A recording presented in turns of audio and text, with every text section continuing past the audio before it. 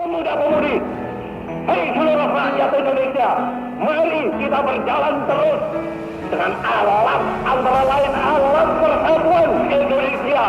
Satu bahasa, satu tanah air, satu bangsa Indonesia. Bersama-sama kita melanjutkan revolusi ini. Bersama-sama kita mensukseskan ini. Ayo bangsa Indonesia. Assalamualaikum warahmatullahi wabarakatuh. Alhamdulillahirabbil alamin wa bihi nasta'in wa ala umuri dunya waddin. Wassalatu wassalamu ala asyrafil anbiya'i wal mursalin sayyidina wa maulana Muhammadin wa ala alihi wa sahbihi ajma'in. Amma ba'du. Pertama-tama, marilah kita panjatkan puji syukur kehadirat Allah Subhanahu wa Ta'ala yang telah melimpahkan segala rahmat dan hidayahnya sehingga kita masih diberi kesehatan sampai saat ini. Alhamdulillahirabbil alamin. Kedua kalinya, sholawat serta salam semoga tetap tercurahkan kepada junjungan kita Nabi Agung Muhammad Sallallahu Alaihi Wasallam yang telah membawa kita dari zaman jahiliyah menuju zaman Islamiyah, yakni ad-dinul Islam. Di dalam video ini saya akan menjelaskan tentang analisis kritis Pancasila dalam perspektif Islam. Sebelumnya, kita perlu mengetahui apakah Pancasila itu. Pancasila merupakan dasar negara dan pandangan hidup bangsa Indonesia. Pancasila sebagai dasar negara diwujudkan dalam bentuk hukum nasional Indonesia, yang mana Pancasila menjadi sumber dari segala hukum yang ada di Indonesia. Menurut Profesor Muhammad Yamin, Pancasila berasal dari kata panca yang artinya lima dan dasar yang artinya asas, dasar, atau pedoman perilaku yang penting dan baik. Maka Pancasila adalah 5 dasar yang berisi tentang peraturan atau pedoman tingkah laku yang penting dan baik. Selanjutnya Pancasila ada 5. Yang pertama ketuhanan yang Maha Esa, yang kedua kemanusiaan yang adil dan beradab, yang ketiga persatuan Indonesia, yang keempat kerakyatan yang dipimpin oleh hikmat kebijaksanaan dalam permusyawaratan perwakilan, yang kelima keadilan sosial bagi seluruh rakyat Indonesia. Selanjutnya sila pertama yang berbunyi ketuhanan yang Maha Esa.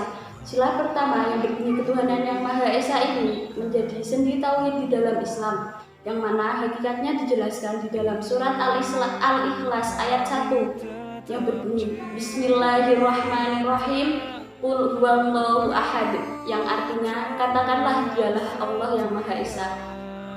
Di dalam tafsir Al-Qurtubi surat Al-Ikhlas ayat 1 yang bermakna katakanlah dialah Allah yang Maha Esa. Maksud dari Allah yang Maha Esa ini yakni Allah yang satu, tunggal, tidak ada sekutu ataupun lainnya.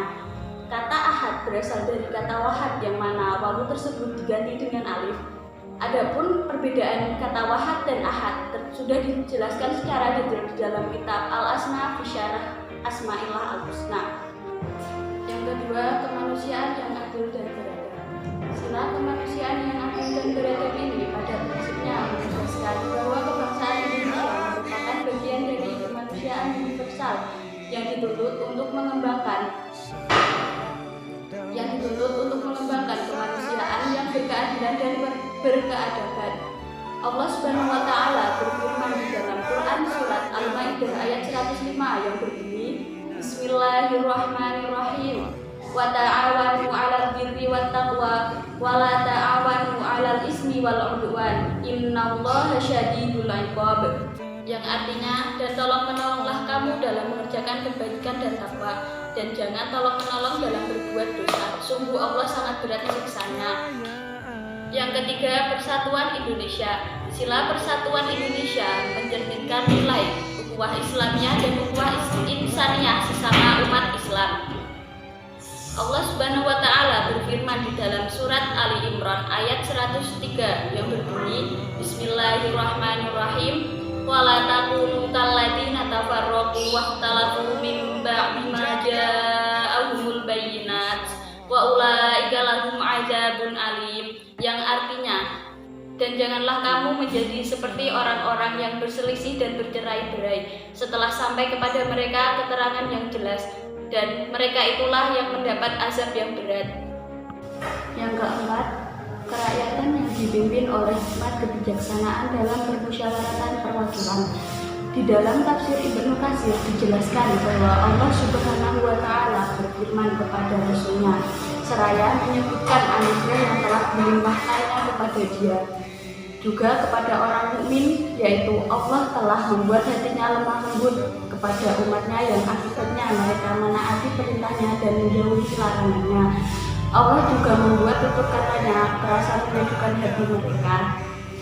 Yang kelima, keadilan sosial bagi seluruh rakyat Indonesia.